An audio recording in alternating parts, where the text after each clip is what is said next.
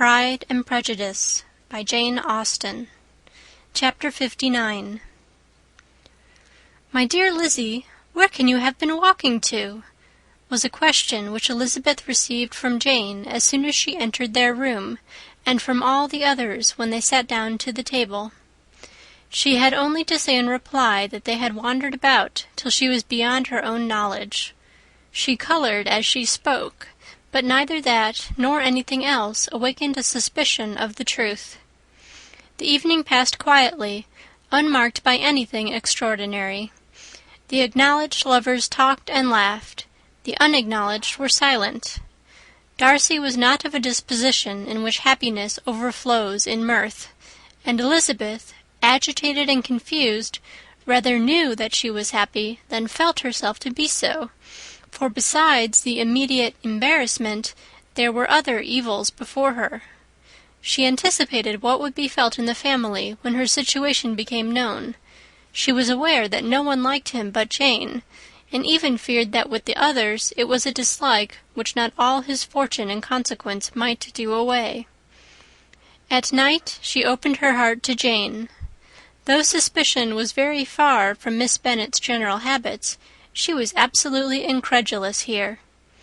"You are joking, Lizzie! This cannot be! Engaged to Mr. Darcy? No, no, you shall not deceive me. I know it to be impossible." "This is a wretched beginning indeed.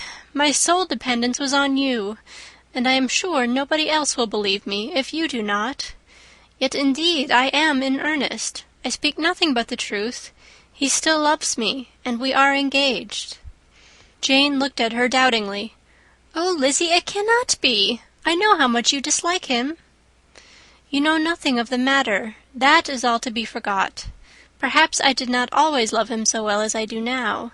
But in such cases as these, a good memory is unpardonable. This is the last time I shall ever remember it myself." Miss Bennet still looked all amazement.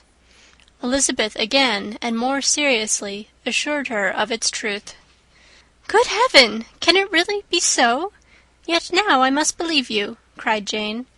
"My dear, dear Lizzie, I do congratulate you.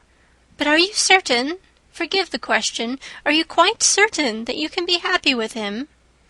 "There can be no doubt of that. It is settled between us already that we are to be the happiest couple in the world. But are you pleased, Jane? Shall you like to have such a brother?" "Very, very much. Nothing could give either Bingley or myself more delight. But we considered it. We talked of it as impossible. And do you really love him quite well enough? Oh, Lizzie, do anything rather than marry without affection. Are you quite sure that you feel what you ought to do?" "Oh, yes. You will only think I feel more than I ought to do when I tell you all." "What do you mean?" "Why, I must confess that I love him better than I do Bingley. I am afraid you will be angry." "My dearest sister, now be serious. I want to talk very seriously. Let me know everything that I am to know without delay. Will you tell me how long you have loved him?" "It has been coming on so gradually that I hardly know when it began. But I believe I must date it from my first seeing his beautiful grounds at Pemberley." Another entreaty that she would be serious, however, produced the desired effect, and she soon satisfied Jane by her solemn assurances of attachment. When convinced on that article, Miss Bennet had nothing further to wish. "Now I am quite happy," said she, "for you will be as happy as myself. I always had a value for him. Were it for nothing but his love of you, I must always have esteemed him. But now, as Bingley's friend and your husband, there can be only Bingley and yourself more dear to me. But, Lizzie, you have been very sly, very reserved with me. How little did you tell me of what passed at Pemberley and Lambton! I owe all that I know of it to another, not to you." Elizabeth told her the motives of her secrecy. She had been unwilling to mention Bingley, and the unsettled state of her own feelings had made her equally avoid the name of his friend. But now she would no longer conceal from her his share in Lydia's marriage. All was acknowledged, and half the night spent in conversation. "Good gracious!" cried Mrs. Bennet, as she stood at a window the next morning. If that disagreeable Mr. Darcy is not coming here again with our dear Bingley! What can he mean by being so tiresome as to be always coming here? I had no notion but he would go a-shooting or something or other, and not disturb us with his company. What shall we do with him? Lizzie, you must walk out with him again, that he may not be in Bingley's way." Elizabeth could hardly help laughing at so convenient a proposal, yet was really vexed that her mother should be always giving him such an epithet. As soon as they entered, Bingley looked at her so expressively, and shook hands with such warmth, as left no doubt of his good information, and he soon afterwards said aloud, "Mrs. Bennet, have you no more lanes hereabouts in which Lizzie may lose her way again to-day?" "I advise Mr. Darcy and Lizzie and Kitty," said Mrs. Bennet, "to walk to Oakham Mount this morning. It is a nice long walk, and Mr. Darcy has never seen the view." "It may do very well for the others," replied Bingley, "but I am sure it will be too much for Kitty. Won't it, Kitty?" Kitty owned that she had rather stay at home. Darcy professed a great curiosity to see the view from the Mount, and Elizabeth silently consented. As she went upstairs to get ready, Mrs. Bennet followed her, saying, "I am quite sorry, Lizzie, that you should be forced to have that disagreeable man all to yourself, but I hope you will not mind it. It is all for Jane's sake, you know, and there is no occasion for talking to him except just now and then, so do not put yourself to inconvenience." During their walk, it was resolved that Mr. Bennet's consent should be asked in the course of the evening. Elizabeth reserved to herself the application for her mother's. She could not determine how her mother would take it, sometimes doubting whether all his wealth and grandeur would be enough to overcome her abhorrence of the man, but whether she were violently set against the match, or violently delighted with it, it was certain that her manner would be equally ill adapted to do credit to her sense, and she could no more bear that Mr. Darcy should hear the first raptures of her joy than the first vehemence of her disapprobation. In the evening, soon after Mr. Bennet withdrew to the library, she saw Mr. Darcy rise also and follow him, and her agitation on seeing it was extreme. She did not fear her father's opposition, but he was going to be made unhappy, and that it should be through her means, that she, his favourite child, should be distressing him by her choice, should be filling him with fears and regrets in disposing of her, was a wretched reflection, and she sat in misery till Mr. Darcy appeared again, when, looking at him, she was a little relieved by his smile. In a few minutes he approached the table where she was sitting with Kitty, and while pretending to admire her work, said in a whisper, "Go to your father, he wants you in the library." She was gone directly. Her father was walking about the room, looking grave and anxious. "Lizzie," said he, "what are you doing? Are you out of your senses to be accepting this man? Have not you always hated him?" How earnestly did she then wish that her former opinions had been more reasonable, her expressions more moderate. It would have spared her from explanations and professions which it was exceedingly awkward to give, but they were now necessary, and she assured him, with some confusion, of her attachment to Mr. Darcy. "Or, in other words, you are determined to have him. He is rich, to be sure, and you may have more fine clothes and fine carriages than Jane. But will they make you happy?" "Have you any other objection," said Elizabeth, "than your belief of my indifference?" "None at all. We all know him to be a proud, unpleasant sort of man. But this would be nothing if you really liked him." I do like him," she replied with tears in her eyes. "I love him. Indeed, he has no improper pride. He is perfectly amiable. You do not know what he really is. Then pray do not pain me by speaking of him in such terms." "Lizzie," said her father, "I have given him my consent. He is the kind of man, indeed, to whom I should never dare refuse anything which he condescended to ask. I now give it to you, if you are resolved on having him. But let me advise you to think better of it. I know your disposition, Lizzie. I know that you could be neither happy nor respectable unless you truly esteemed your husband, unless you looked up to him as a superior. Your lively talents would place you in the greatest danger in an unequal marriage. You could scarcely escape discredit and misery. My child, let me not have the grief of seeing you unable to respect your partner in life. You know not what you are about."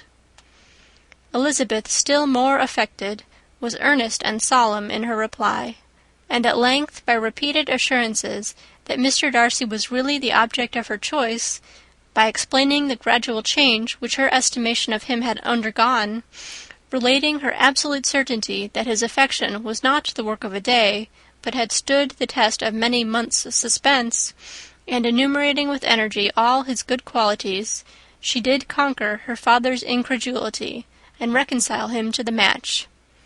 "Well, my dear," said he, when she ceased speaking, "I have no more to say. If this be the case, he deserves you. I could not have parted with you, my Lizzie, to any one less worthy." To complete the favourable impression, she then told him what Mr. Darcy had voluntarily done for Lydia. He heard her with astonishment. "This is an evening of wonders indeed! And so Darcy did everything, made up the match, gave them money, paid the fellow's debts, and got him his commission. So much the better. It will save me a world of trouble and economy. Had it been your uncle's doing, I must and would have paid him. But these violent young lovers carry everything their own way. I shall offer to pay him tomorrow. He will rant and storm about his love for you, and there will be an end of the matter." He then recollected her embarrassment a few days before on his reading Mr. Collins's letter, and after laughing at her some time, allowed her at last to go, saying as she quitted the room, "If any young men come for Mary or Kitty, send them in, for I am quite at leisure." Elizabeth's mind was now relieved from a very heavy weight, and after half an hour's quiet reflection in her own room, she was able to join the others with tolerable composure. Everything was too recent for gaiety, but the evening passed tranquilly away. There was no longer anything material to be dreaded, and the comfort of ease and familiarity would come in time. When her mother went up to her dressing-room at night, she followed her, and made the important communication. Its effect was most extraordinary, for on first hearing it, Mrs. Bennet sat quite still, and unable to utter a syllable. Nor was it under many, many minutes that she could comprehend what she heard, though not in general backward to credit what was for the advantage of her family, or that came in the shape of a lover to any of them. She began at length to recover, to fidget about in her chair, get up, sit down again, wonder and bless herself. "Good gracious! Lord bless me! Only think! Dear me! Mr. Darcy! Who would have thought it? And is it really true? Oh, my sweetest Lizzie! How rich and how great you will be! What pin money! What jewels! What carriages you will have! Jane's is nothing to it, nothing at all. I am so pleased, so happy. Such a charming man, so handsome, so tall. Oh, my dear Lizzie, pray apologize for my having disliked him so much before. I hope he will overlook it. Dear, dear Lizzie, a house in town, everything that is charming. 3 daughters married, 10,000 a year. Oh, Lord, what will become of me? I shall go distracted." This was enough to prove that her approbation need not be doubted, and Elizabeth, rejoicing that such an effusion was heard only by herself, soon went away. But before she had been 3 minutes in her own room, her mother followed her. "My dearest child," she cried, "I can think of nothing else. 10,000 a year, and very likely more. 'Tis as good as a lord, and a special license. You must and shall be married by a special license. But, my dearest love, tell me what dish Mr. Darcy is particularly fond of, that I may have it tomorrow." This was a sad omen of what her mother's behaviour to the gentleman himself might be, and Elizabeth found that, though in the certain possession of his warmest affection, and secure of her relations' consent, there was still something to be wished for. But the morrow passed off much better than she expected, for Mrs. Bennet luckily stood in such awe of her intended son-in-law that she ventured not to speak to him, unless it was in her power to offer him any attention or mark her deference for his opinion. Elizabeth had the satisfaction of seeing her father taking pains to get acquainted with him, and Mr. Bennet soon assured her that he was rising every hour in his esteem. "I admire all my 3 son-in-laws highly," said he. "Wickham, perhaps, is my favourite, but I think I shall like your husband quite as well as Jane's." End of chapter 59.